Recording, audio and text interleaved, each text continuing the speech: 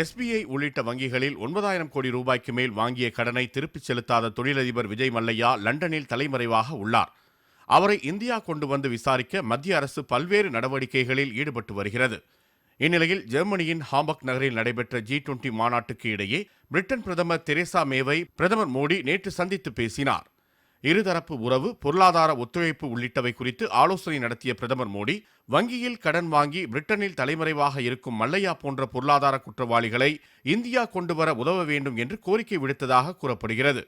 பிரதமர் மோடியின் இந்த நடவடிக்கையால் மல்லையா விரைவில் இந்தியா கொண்டுவரப்பட வாய்ப்புள்ளதாக எதிர்பார்க்கப்படுகிறது. இதனிடையே மெக்சிகன் அதிபர், வியட்நாம் பிரதமர் ஆகியோருடனான சந்திப்புக்கு பின் குடியேற்றம், சுகாதாரத்துறை, பெண்கள் முன்னேற்றம், டிஜிட்டல் மயம் ஆகியவை குறித்து ஆப்பிரிக்கா நடத்திய ஆலோசனைக் கூட்டத்திலும் பிரதமர் மோடி பங்கேற்றார். அப்போது ஆப்பிரிக்காவுடன் நிலவும் பல மட்டங்களிலான இந்திய உறவு, ஸ்வச் பாரத், யோகா ஆகியவை குறித்து உலக நாடுகளின் தலைவர்கள் மத்தியில் பிரதமர் மோடி உரையாற்றினார். இதனிடையே டிசம்பர் 12ஆம் தேதி பருவநிலை குறித்த மாநாடு நடைபெறும் என பிரான்ஸ் அதிபர் இம்மானுவேல் மேக்ரான் அறிவித்தார். G20 மாநாட்டின் இறுதி நாள் நிகழ்வுகளில் பங்கேற்ற பின் பிரதமர் மோடி இந்தியா புறப்பட்டார்.